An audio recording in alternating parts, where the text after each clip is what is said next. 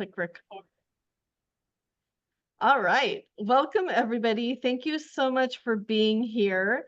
I'm Christine Shoemaker. I run Shoebox Projects, and I am very proud to host Amy Meier Welch's solo exhibition online with Shoebox Projects. And I just kind of wanted to start off. What I'll do is just say something, and then I'll turn it over to Amy and, ask a couple questions about her history and stuff like that. And then I'll share my screen and I'll show you, the online exhibition. And actually, I can also put it in the chat here. Let's see. Oh, I hate every time they move around my chat. There we go. So yes, so if you want to pull it up, but Amy and I have been working together, I don't know, a few months now, something like that. Time, what is time? I think since April. Okay. April or May. Okay. Yeah. Yeah. So a few months. Yeah. And and she started like showing all of these drawings. And it's so funny, Barry. I could see you scrolling in the background on the computer on the screen behind you.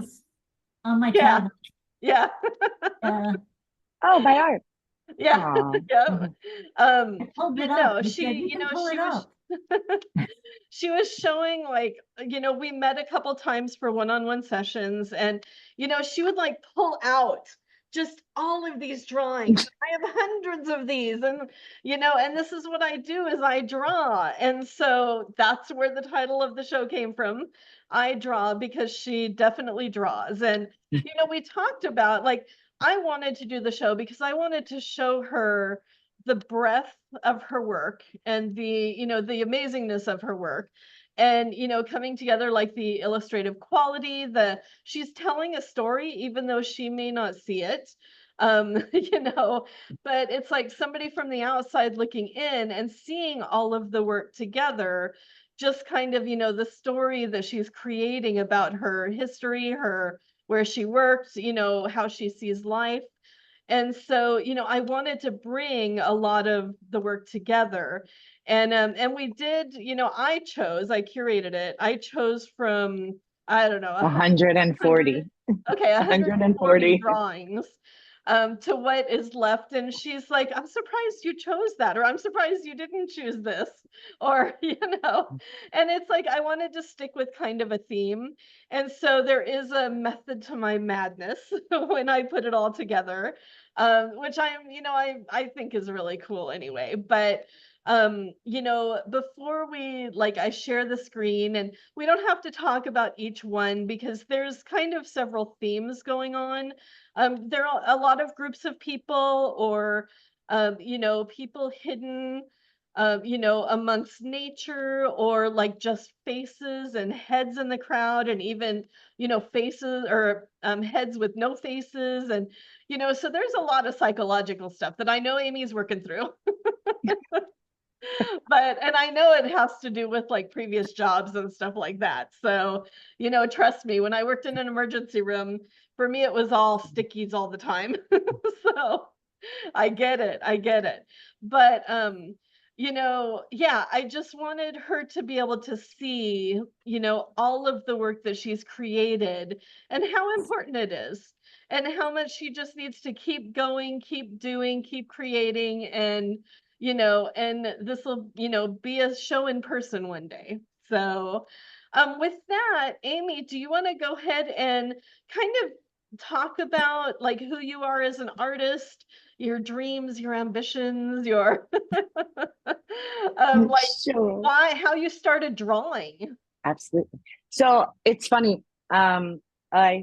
I think, as I told in our meeting one night, I was going through my baby book a couple of months ago. I have no idea why I found it. And I found my kindergarten report card. And the kindergarten teacher said, Amy is most happy when she is making art. And I was like, oh, that makes a lot of sense. And so I used to doodle all of the time in high school. I actually don't remember, but I have friends who, when they see my art now, will like message me, oh, I remember when you used to do that in high school. And I was like, oh, I did.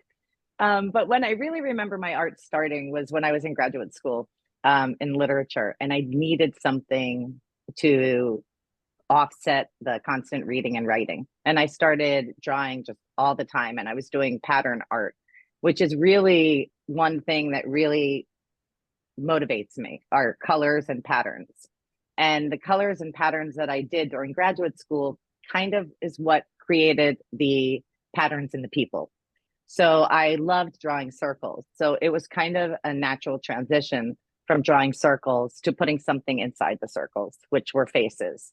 And I would always find restaurants with the brown paper tablecloths and the crayons, and I would sit there and draw. And I kind of feel that drawing for me is a way to manage my displaced energy. So if I was in a situation where maybe I was uncomfortable with the topic, or I didn't know the people so well, or I kind of just felt out of sorts, I would be drawing. And having those tablecloths that were brown paper were amazing, because it wasn't like I was, taking out my drawing book and drawing while people were talking. It was something you were supposed to do at the table. So that was very convenient. And those evolved. And when I would have breaks from different jobs that I would do, because I also, like everybody else, have come from a lot of different backgrounds. I've done a lot of retail. I did find myself in telemarketing. And that's really when the faces took off, because my bosses gave me permission to draw while I was on the phone. And I was like, oh, awesome. And well, I had been doing it for a couple of weeks. And they were like, oh, no, it's okay. You can keep doing it. And I was like, okay, great. Because I had no intention of stopping. And I did draw my coworkers in the cubicles before we went remote. And they'd be like, oh, draw me. And I would draw a piece of 5x7 paper with just 25 different heads of the same person. And they were extremely pedantic, I don't know, compared to what I draw now. I mean, they were really, a child-like in a lot of ways, but they really helped me hone what I kind of call my girl, which is my favorite thing to draw. So she is in every drawing that I make somewhere. I've developed her much more now to be the centerpiece of most of my drawings. Sometimes she's a boy, sometimes she's a girl, but basically has the same face. And yeah, so I really think that drawing for me was an outlet for excess energy. I always thought I was supposed to be a writer. I went to school for literature. I went to school to become a teacher, but it wasn't until I was graduate school for writing that I realized that art as an outlet for me was more comfortable, because it wasn't as raw. When you read somebody's writing, especially the writing that I did, it was, you think I'm working through a lot with my drawings, Christine. You should see my writing. But yeah, it was just an easier outlet for my expression. And my master's thesis was on Jane Austen, and specifically how her novels represented what was going on in society at the time. So I've always been interested in what is going on in society at the time anything is created, whether it be literature, photography, art. And, we've had 4 or 5 women's movements in my lifetime alone, and I'm only 55. And, we have so many different battles as women, as people, as minorities, as disenfranchised, and it does affect my art. And I would talk to people all day on the phone when I was doing telemarketing who had absolutely no money. And this was a women's empowerment organization that I was calling them about. And all they wanted to do, oh my God, I want to be empowered. I want help.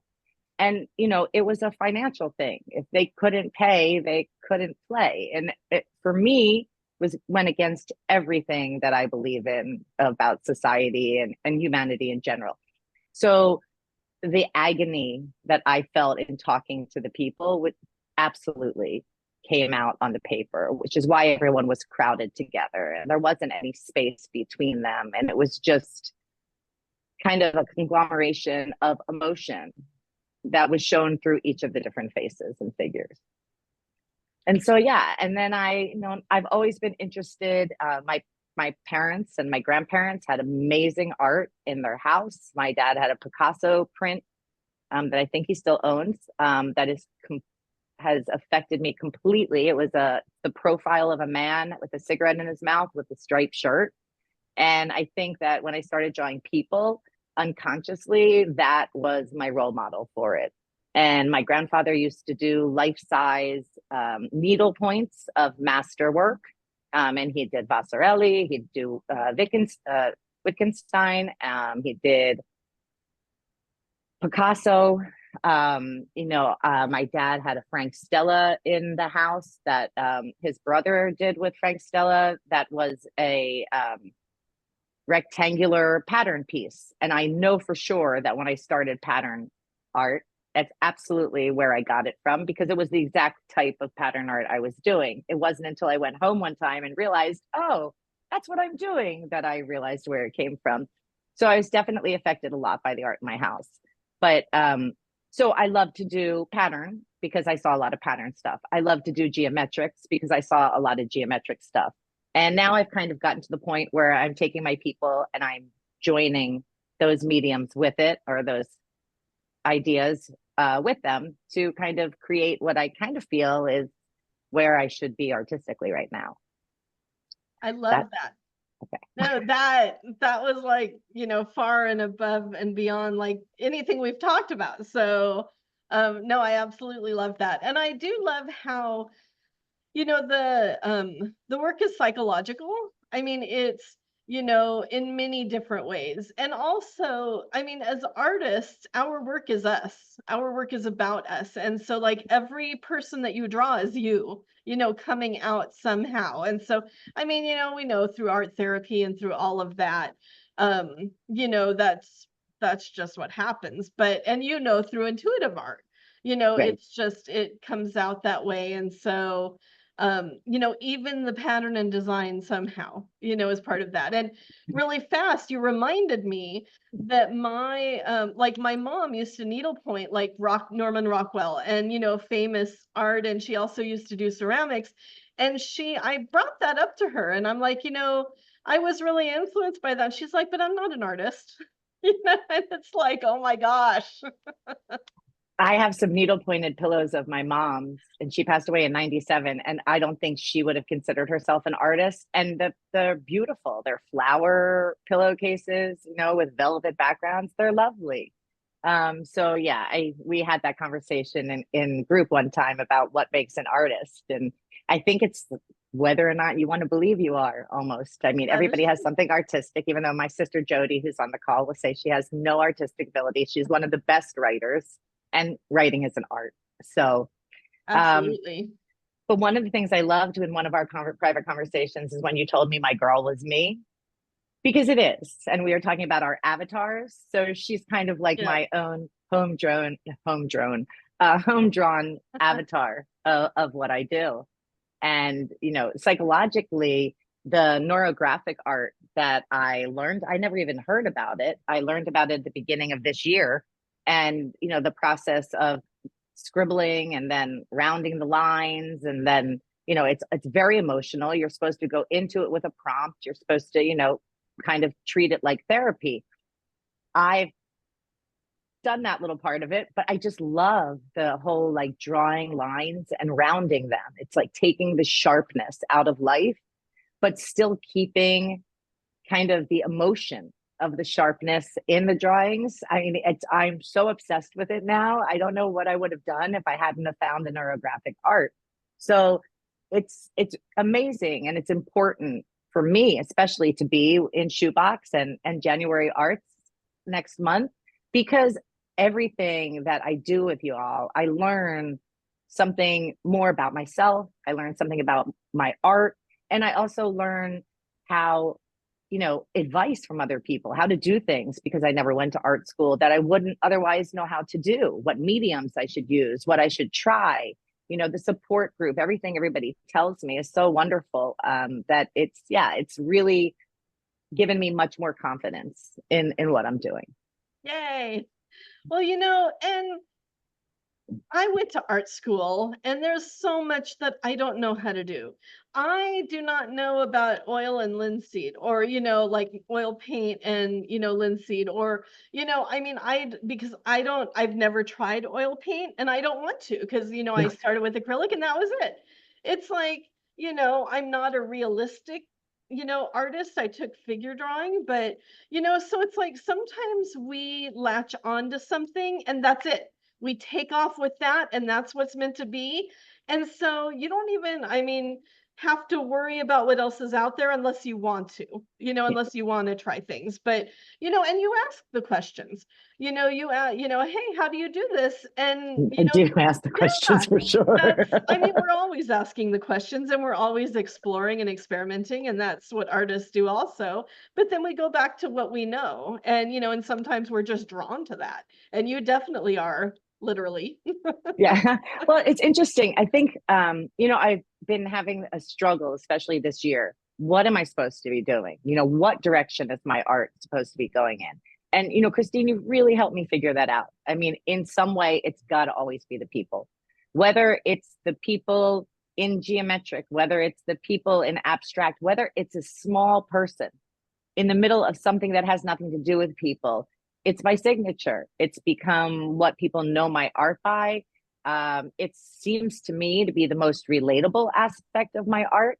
So when you wanted to do the people show, I was like, well, absolutely, because it's the biggest thing I get the response from. I used to go to a particular store all the time, and all the employees were young people. And I don't know why. I used to bring my artwork with me to give to them because they were all artists. And I would hand something to somebody and he'd be like, oh, this is my favorite. That looks like my girlfriend. Like, I don't know how anybody could see anybody that they know in my faces, but everybody would be like, oh, this looks like, so and so that I know. And this looks like so and so that I know. And, the irony is that I feel like the faces are pretty much all the same. I just make little tweaks here and there to make them different. But it's the not monotony, but like, what is it? Is it not monogamy either? But it's the repetition of it that is intentional. So when people find something different in a face that they can say, oh my God, that looks like someone, it always makes me laugh. Well, that's exactly what cartoonists do. Yeah. Most of the figures are very similar. They just tweak, something to make them stand out differently. Yeah. So absolutely. So you Yeah. ride that line, you Yeah. definitely animation, cartoon, drawing, all Illustration. of Yeah. that. Yep. Well, shall we look at the show? Let's look at it. See. Let's do it. Share my screen here. I do love the first one that you did. I know. I wanted to put the text. So tell us about it. So people always ask me what my people are thinking. I don't think they're thinking anything because as I'm drawing them, I'm not really thinking anything. But that's the question I probably hear most. So tell me about these girls. What are they actually thinking? And I think if I had to give a one word answer, I would say oi. That's what all of my people are thinking about one thing or another. So this was 2021. This was during the pandemic. I think that, if you notice the girls are holding themselves, I think that that's representative. And then the hearts, it's kind of representative of kind of holding yourself because we were kind of all we had during the time. Nobody knew what was going to happen. No one knew what was going on. The flowers and hearts are also signs of hope. But I feel that when I cross the arms of the girls, if I have them hugging themselves, that it's more of they're kind of trying to protect themselves. It's kind of a little bit of a protective stance, kind of like, don't ask me too many questions. I don't really know what I'm thinking. I love that. And I apologize. I thought I muted myself when I blew my nose. That's okay. I love it. Makes you feel not alone. We're not perfect, right? I'm certainly not. Yeah. But with this piece especially, I love those details of the crossed arms and the holding the flowers and the holding themselves, and that just makes them so much more special and intimate, and also more feeling and more like I can relate to any one of those girls, and maybe I want to relate to those girls holding myself, or like hugging myself in a way. So yeah, I love that. Thank you. You're welcome. You're Yeah, welcome. the relatability is, I think, the most important aspect of it. I think that's why I decided to focus on people, because for me, if the art is not relatable on some level, then it's, for me, my art, if it's not relatable, that it's not conveying my intention. Yeah. Yeah. This No, is I one of get my it. favorite paintings, the next one. I have it hanging in my dining room. Just because it has, I haven't tried to sell it that much because I love it so much. Because I used to consider myself a color artist, and I used to only work in complementary colors. You have the orange and then the blue hair and the yellow and the pink and just the yellow and the red, just trying to use multiple in that. This is one of my favorite pieces. I believe it's 30 by 40 inches and it's on canvas.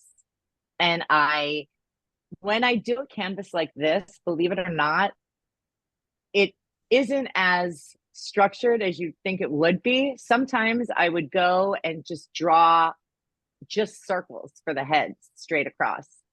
Sometimes I would draw the bodies with them too, but I count when I draw. It's a little quirk I have. And so,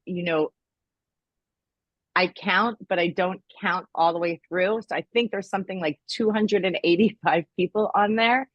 And it was fun. It was absolutely a fun painting to make. And it's ink and acrylic. And a question I had, because you go back and forth between canvas, And drawing paper. and ink and acrylic, and which do you like better? Have you noticed like a reason why you go back and forth? Is it just experimenting, or? So the acrylic I only tend to use on canvas or wood board, because the paper that I have is just not thick enough for the paint. So then I use the watercolor or markers. I have alcohol markers that I used to use. I don't use as much anymore. But I love working on canvas. I just haven't been doing it because canvases seem to have gotten more and more and more expensive. I do have some wood boards that I purchased, and I do have a piece that I'm doing now on a wood board, and I am using acrylic again. I love acrylics. I love the fact that they're so opaque, but I do like to make transparency or translucent. I like to make the colors translucent. So in using watercolors, using pastels, using a lighter medium allows me to create more light in them. And with the energy series that I had started in the summer of last year, I was really into putting light into all of the drawings. And the only way you could put light in is to have white and to have a variation of color. And it's much harder to do with acrylic paint, although I asked some of the fellow artists in the group what I should be using, and I did get a medium to be able to make acrylic a little more transparent. I haven't tried it yet, but I do think that's probably what motivates me to choose one or the other, is whether I want to bring more light and variation in the colors in. Now with the acrylic, I still do it with white paint, just the effect, because the paint is so much heavier, isn't the same. I am obsessed with these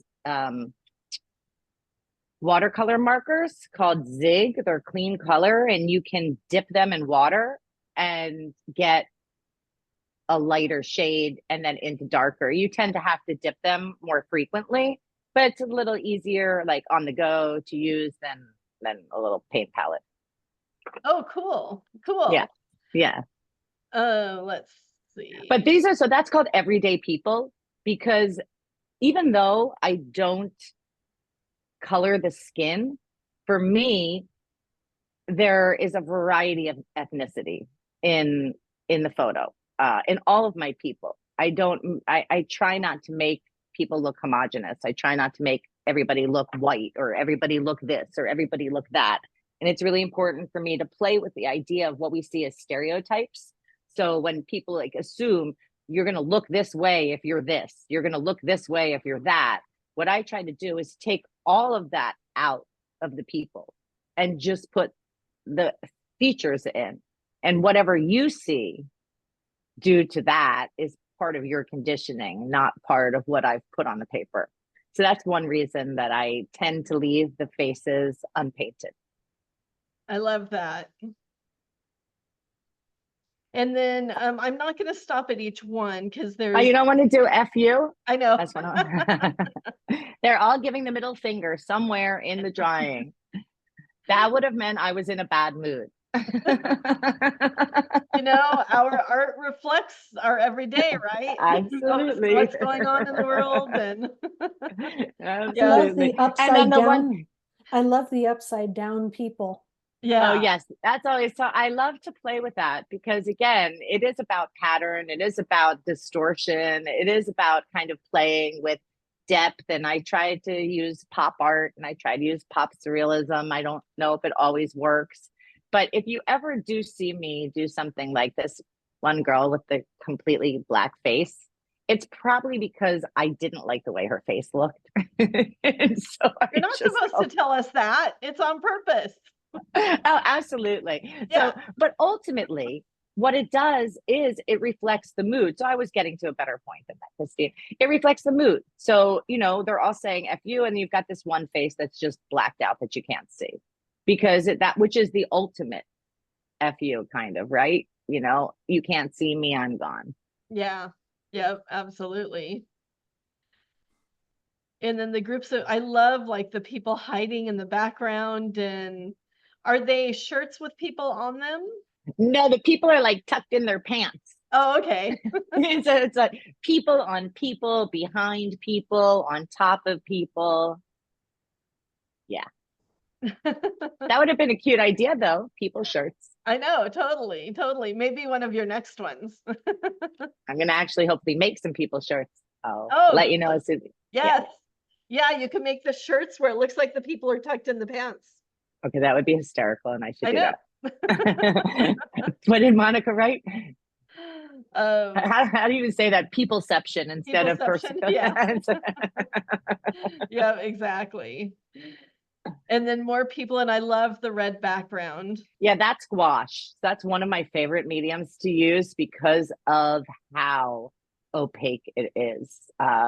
Especially that red. I don't know if it's I don't remember the brand, but that red gouache, when I started using on so many paintings because the vibrancy of it and the way it worked against the black and white, I just loved. Yeah. Yeah, I mean, I've seen it. I think the ones for the January Arts Yeah. Bash. Yeah. Yep. And it's The gorgeous. same, They're it's the gorgeous. same red gouache. Yeah. Yeah. Yeah, they're gorgeous. Thank you. I also love how you're mixing, you know, people, I mean, like the ones above, you know, you talked about op art and, you know, the pattern and line, and especially this one too. It's not, they're So, not straight lines. no. They're, you know, it is op art because your eye moves differently because of the way they're laid out. And so when you get to, you know, work like this, you know, and then you add the lines in between, which of course remind me of cubicles. You know, they remind me of walls. I mean, they're psychological. I mean, you know, there's so much depth to these. And, you know, I mean, yeah, yeah. Thank you. Thank I you. don't Thank know. you. So see this little guy at the top left. I do have a painting in head to do of kind of heads coming out of the ground, kind of out of manholes, because I do like that kind of head just sticking out, kind of wondering why it's sticking out. I mean, I like to make people think a little bit, you know, I don't want it to be just like people, but I like, why are the people like that? Yeah, yeah, absolutely. And then I love how you're starting to incorporate nature. And so I wanted to put a transition, you know, kind of popping out of the boxes, questioning, you know, you start to see nature along with the patterns and design. And then we move more into pattern and design and nature. What was your thought process on this one? You know, I don't know if that was a slow work day, but I used to I guess I had just started doing so many people drawings that I was like, how can I make these different? And, you know, my sketchbooks are full of geometric art and flowers. And it's interesting that I just went back to bringing all of the art together because obviously I had done it at one point, but I don't know. I just kind of,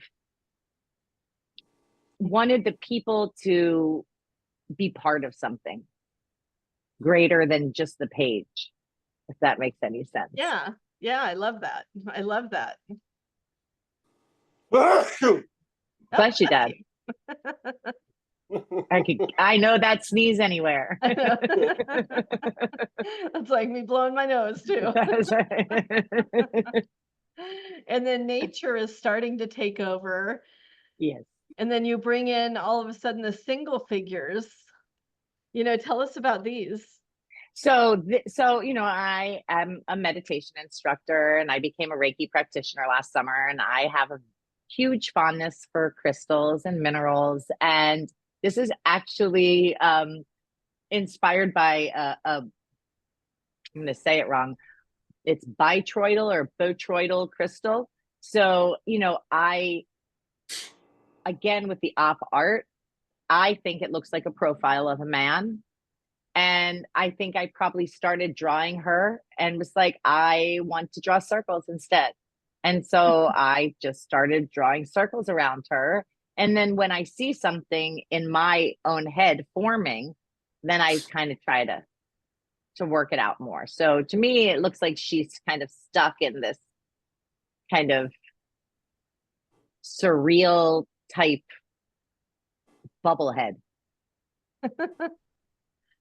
I love that. And it could Yeah, be I a love state of drawing circles. consciousness. Exactly. And is it her state of consciousness or his though? That's really the question. Yeah. And I love drawing circles. Like it's extremely soothing to me. When you see me drawing circles, when you see art of mine online that has circles in it, when I'm my most at peace, when I'm my most happy, I'm drawing circles. So yeah. I'm right there with you. Yeah. I get it. This is a piece you like. Yeah.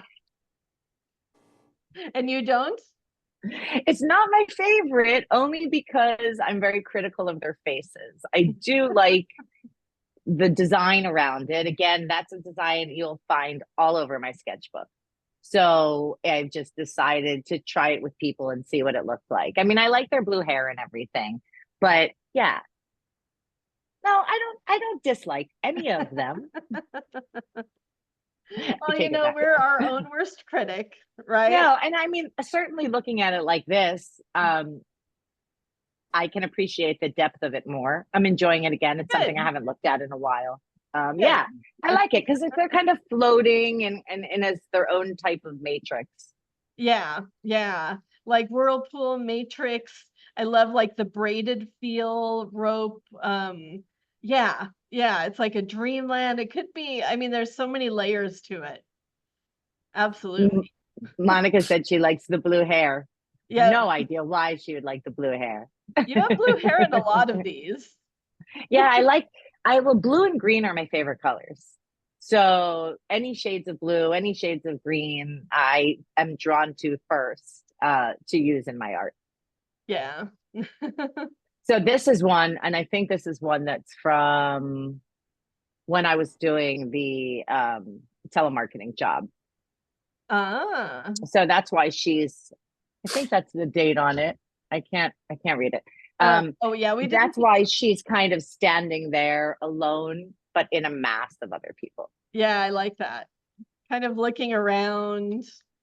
What's going uncomfortable. on? Yeah. A little sus about the people around her. Yeah.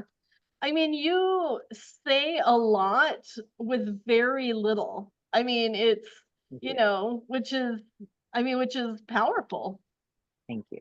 Yeah, you're welcome. More nature. Yeah, so I have a sister who is an artist, and she shows in galleries, and she sells her art quite often, and she does a lot of kind of patterns like that. And when I see her do things, I'm absolutely influenced by some of the things she does, and I try them out myself. Cool. Very talented family. You should see my dad's art. It's beautiful. Oh, awesome. And more, yeah. I love her. Yeah. Yeah. These were certainly done, though these were not, the last couple are not done while I was working. These are pieces that, I did outside of working. I would never have been able to make calls and draw that detailed of a background at the same time. And it was just so those are very exhilarating to me, to have that kind of pattern and the flow. Yeah. I love the negative space also. It's very thoughtful, and there is something, there's something Art Nouveau. There's, about like the use of negative space, and I love that. Thank you. You're welcome. It reminds me of crochet. Yeah. Oh, thank you. Yes. Darlene, yeah. And yes, in her own tornado, hurricane, whatever you want to call it, right? Yep. Kind of twisting, spiraling. Yeah. I think what drew me to these is how they made me feel. Oh, I love that. Yeah, absolutely. Psychologically, mentally, emotionally, I can definitely relate to the girl. Absolutely. Thank you. I love that. Thank you, Christine. You're welcome. More of 60s. She's totally 60s. She's like a 60s girl. I mean, I was born in the 60s, so Yeah. I used to love all the 60s art, all the like colors and circles. I used to love the coloring books that had like the crazy hippie stuff that you could color in. I thought those were the best. Oh yeah, like Peter Max and Yeah. Yep. This one was a labor of love. I bet. Flora. That one took a very long time. Coloring in every single tiny petal. Yeah, the amount of detail that goes into all of these. Yep. And there's just something about working in a circle that really just comes naturally to me. So I have a friend who's like, how do you get the circles? It literally just happens. And I just follow the pattern and I'm like, it works. I'm happy. That's, Yep, I get it. that's the red gouache background again. Yeah, and this was one of my favorites too. Actually, I did that since he's on with my father in mind. He has been in the fish industry when he was, well, I guess he's still a consultant in it. So anytime I draw a fish, it's in honor of my dad. Oh, that's awesome. And I don't know if he knows that, but yeah, it's why I draw fishes. I totally didn't even see the fish until now. Oh, really? Yeah. Oh, see, that's okay. Most people don't, but it is supposed to be it's supposed to be a fish head and she's kind of part of it. That's why, that's her, the title, my glasses. I need new glasses. Amphitrite? Yeah, means like goddess of the sea or something. It has to do with the sea. So yeah. Yep. Well, now I see it for sure. Oh, that one didn't center right. But yeah, this one has the one figure that's hiding in nature. And I love this one too. Just how they're hiding, how they're like part of nature. Are they hiding or are they just part of nature? Well, the blue one, she's definitely hiding. The one that's smaller above, the one below it is definitely part of nature.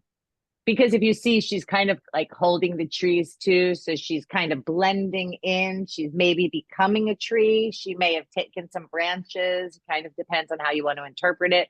But the blue girl, can we open that or no? No. She is hiding towards the bottom right. And she is hiding. She's covered in the blue flowers. Yeah, awesome. And another one who's hiding. Camouflaging, we should say. Yes, exactly. Amongst the pattern and design of nature. Yeah. And then again, orange hair. Yes. Blue flowers. Yeah. And yeah, tell us about this one. So it was really interesting. sometimes I don't remember creating them, but this one I had done, I think, all of the kind of pinwheel looking design and added her later, and or added her when I did the large one. I can't remember which way I did it, but it's so hard for me to talk about this with Christine because I can't remember why I made it. That is totally okay. Again, the orange and blues, I was probably stimulated by the color. And then I was taking all of my different geometric things that I had been doing at the time. So you see some are lines that look layered, some have the flower design in them, some have, more like petal design. I think I was just trying to play with the different types of drawing to see how they would layer on each other. And she's absolutely one of a kind. I have nothing else like this one. Wow. Another labor of love. That one was not Yeah. a short piece. It looks like it. But, I am kind of OCD with my art. So when I sit down, it's hard for me sometimes to stop before the piece is done, especially if it's pattern, because I'm worried that if I stop, then I'm not going to be able to do the exact pattern or have the exact same intention. That makes sense. Which might be why I count. I still don't know why I count when I draw. Oh, yeah. Oh, interesting. You may need to incorporate that in the work itself. The counting. The fact that I count, I don't know. It's a little bit weird because I don't count consistently. Like if I do 4 lines, I'll be like 1, 2, 3, 4, and then I'll do 1, 2, 3, 4. It's that may be the title of a piece coming up. 1, 2, 3, 4. Absolutely. Yeah. And so all of the heads were drawn first, and then the flowers were put on top, I think. Yeah. Or they could have added heads, but usually something like this, I would have put heads and then decided that I didn't want any more heads. What else could I do to the background to make it more interesting? Yeah. I mean, you took, the level of detail and, yeah, I love what Darlene said. It feels like you can get lost, in Thank you, the works. Darlene. Yeah, definitely. And like they're blending into nature again. There's something, there about nature and again, pattern and repetition and Flower girl at heart. flower girl. Christine, Yep, I'm a flower girl at heart. Exactly, which we get into the flower girls here too. Yeah. And that was fun for me, making the girls the flowers instead of with the flowers, making them the flowers. I liked that. Yeah, absolutely. Is there a reason you did like 4? There probably was a really good reason at the time, kind of 4-leaf clover, but I think it's just the way that they fit with their hair. It wasn't really I would have had to spread them out a little bit more or put something in the center to fit more heads around exactly as they fit. So it may have been a like at the time design decision. Well, let's call it that. Gotcha. I like it. Again, pink and green being complementary. Yeah. There's that. Purple and yellow, another complementary. And there's the face again covered up, right? Yeah, but a flower. See there, Yes. at least she got a flower on her face. Yeah. And the fish, now the fish makes sense. Yep. Dad, this one was for you too. Oh. And I love this one, the fish on the eye. There's a couple women wearing sunglasses. Another little trick I do if I don't like the way the eyes look. I mean, it's fun when you make details because you're like, oh, I don't like the way that eye looks. Oh, she'll just wear sunglasses. No big deal. There's a lot of art that you can't do that with. But because they are illustration, because they are cartoon, my license to make it weird is kind of endless. No, totally. And I mean, I always say as artists, we make up the rules. So even as a painter, you could do what you want, Yeah. drawing, painting, animation, cartoon, whatever. We make up the rules. So, yep. And so like this one, a lot of times I'm really influenced by music. So I always listen to music when I draw. I would say 95% of the time. And it can actually move the flow of the piece to something I did not intend. And if a song really affects me, then it becomes the title. So this is Bee Gees, Ain't Going Nowhere. Somebody help me. So, it's, and then I kind of feel that it reflects that as well, because they're kind of cocooned in the lines, obviously not going anywhere. Yeah. Yeah, I love that. More with the red background. And also we start to see where you're doing the heads upside down also. Was there a reason for that? I'm weird, Christine. At some point, yeah, I just really like the whole kind of having to turn it different ways. Yes. Do you know what I mean? It's the way, it's not just art that you can look at this way. You can look at it from the sides, you can look at it upside down, and you can still see something that you wouldn't have seen. So yeah. Yeah, I love that. Thank you. And when I paint, I move the canvas around all the different directions. Yeah, and Me come too. out. Oh yeah. I Yep. find that I will start a drawing very frequently in one direction, but because I do move it when I draw or paint, the direction that I decide of the piece when it's done is not even 50% of the time the way it started. It's really frequently a different direction by that time. Yeah. And this is a good example too. Yeah, when I'm feeling scattered, you can see it in the people for sure. And it's certainly, again, this is another 2021 piece. So the pandemic, was really a time of feeling caught, of feeling scattered, of feeling unsure, not knowing what direction we're going in. Yeah. Do you want to tell us about your signature? I know, Oh, yeah, so my my parents had a print of like the 60s, and I think they made it into a stamp too, the love drawing where it's LOVE. So once I got 4 initials for my name, I started doing that because Amy means love in Latin, I believe, or I looked it up, and Amy supposedly means love. And so when I found that out, I started doing my signature like that. I am obsessed with my own handwriting. So yeah, comes from the love poster awesome. that I feel had. like since you're a writer too, I want to see more work incorporated with your writing. Like the very first one. Yeah. I think that would be cool. I'll do it. Aye, boss.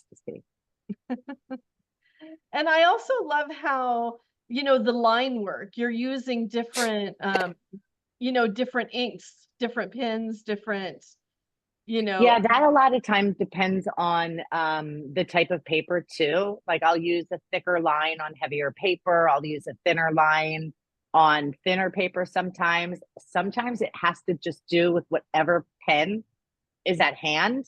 I may intentionally want to start it off with a thinner pen, but because I'm not always paying enough attention, I grab a thicker pen, and then the heads are a heavier line. Sometimes I'll switch mid drawing and be like, because this is not the pen I wanted to use. And then you get the difference in it as well. But yeah, I like that it adds depth, it adds different perspective, it adds different ways for the eye to follow in the drawing. Yeah. And then I did put these together, you're still doing the upside down heads, but you're coming out from the center. You're doing more, Those are literally drawn like from the center out too. Okay. So I will go around in a circle, drawing them, turning the paper as I draw. Yeah, which is what you said, that's just a natural thing for you to draw from the, draw from the center, draw from the circle. So sometimes I draw from the outer and go in. Sometimes I draw from the in and go out. We just do what comes naturally. That's right. And I love these like kind of disembodied heads that are like mark making. I mean, they really are 1, 2, 3, 4, 1, 2, 3, 4. You know, they really are mark making. Yeah. And this one's watercolor. So that's how so when I really want the colors to be just not opaque, I just always go to watercolor. I think watercolor is probably my favorite medium to use besides ink, besides using my pens. And see, you're much farther than me in terms of medium. It's like, nope, I'm sticking with acrylic. You know, gouache, watercolor, ink. It's like for me. So I find when I try the different papers, it's using different papers make me in love with different medium or like different tools to use, because Yeah. when I use Yupo, you can only use like alcohol markers if you want it to dry right away. Otherwise, you can leave it there for a week and it still might not be dry because it doesn't soak into the paper. So it kind of forces me to try different things. That's how I do it personally, is I use different papers on purpose so that I'm forced to try different things. Yeah. Yeah. No, that's awesome. Yeah, masks. Just kidding. She's behind me. Yep. I put her up behind me. Another one, acrylic on canvas. So Yep. it's like a mixture. I think this one, yeah, acrylic. Yeah, gouache. that's acrylic and gouache on canvas. That's the same gouache, but on canvas instead. I was just talking to an artist friend over the weekend who thinks I should do a few more of these. So I think so that's too. it, Patty. So that I'm going to do. A friend of mine actually asked me to do a particular painting, and this is what I thought he wanted me to do. It turns out it wasn't. Oh, However, I really like it because it is actually one head with all of the other heads drawn into it. So when I drew it, it is one piece of hair, it's one face, but then as I developed the other faces on it, it became this. and you know, it has that cocooning effect also. Yes. You know, there's, yeah. By their hair. That's another thing that I use to cocoon the people are their hair. Yeah. Because I find that you can, to make lines out of the hair, to make flowers come out of the hair is a very easy way to kind of enshroud things. Yeah. There's something there you should look into further. Thank you. I do. I love her. Thank you. Okay. Yeah. And write about. Now this one's super old, the 2017. Yeah. That one was definitely from telemarketing. More of the disembodied heads. Yeah. Also, there'll be more men. So once 2017 hit and the Me Too movement hit, something happened to me, and I just stopped drawing men in my drawings altogether. And I don't think it was like a conscious, like I'm not drawing men anymore. It was more just I'm focusing on women. And I've slowly started to bring men back, but I kind of just feel that I just more naturally draw female heads at this point. Yeah. And then I wanted to, the last couple, include the heads with no hair and also the heads with no faces. So tell us about these. So the ones that have no hair, again, it always drives me insane how much our society puts value, lack of value on how you look, where you're from, whether you're male, whether you're female. And by taking the hair off of a comic character, you cannot tell me which one's female, which one's male, who's this, who's that. And it's just more of, why do we insist on separating ourselves on such trivial things? We're all born without being asked to be born. We don't ask for what we look like. We're born the way we look. We can absolutely do things, change the way our hair looks, put colored contacts on, change how we dress, get gold teeth, whatever it may be. But those are choices. The way we're born is not a choice. And I've worked in so many industries where beauty and how your body looks and how your hair looks and how your face looks trumps everything else. In my opinion, it should be the last thing we look at on a person. For me, it's what's inside, it's your heart, it's your soul, it's how you treat other people. It's and not how you expect other people to treat you, just how you treat other people. So for me, it's a study to show that difference is absolutely subjective. And if we choose to see everybody as different, then they will be different for us.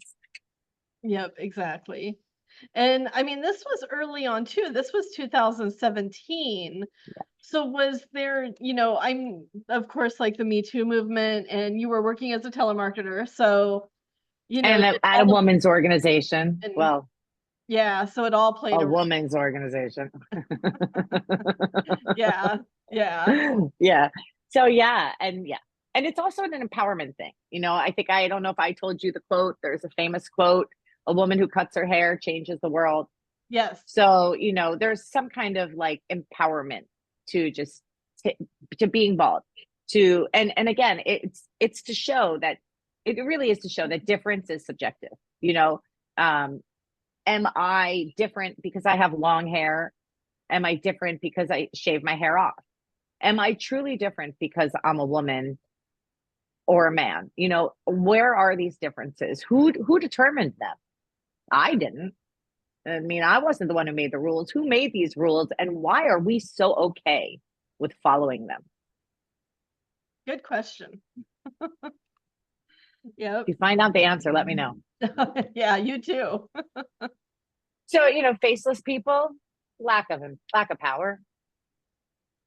No mouth, you can't speak. No eyes, you can't see. No ears, you can't hear. Can't smell. It's kind of faceless, anonymous. Feel isolated. Yep, powerful. Wonderful. I think that's the last one. It is. And look at that, right up to the hour. Yeah, I'm gonna stop sharing and I'll turn it on so we can all see each other. Are there any questions for Amy? Were there any chat that I have to look at, or you can all just be I don't kind think to me? so. I feel like Darlene wants to say something though. Maybe? Okay. Oh, okay. She's like, nah. I thought you were reaching for your unmute button. I love it though. I love all this work. I wish I could Thanks, buy. darling. Thank you, darling. I appreciate that. Well, the exhibition's online, so Yes, everybody it is. continue to take a look at it. And this is recorded, so of course you can always go back and learn more about Amy and why she does what she does. And of course, follow her on social media to keep an eye on everything she's doing. And also come on, everybody who's local, come on the 18th to the Moon Huts for the January Arts fundraiser. I think everybody on the call that is not my family has pieces in it. And yeah.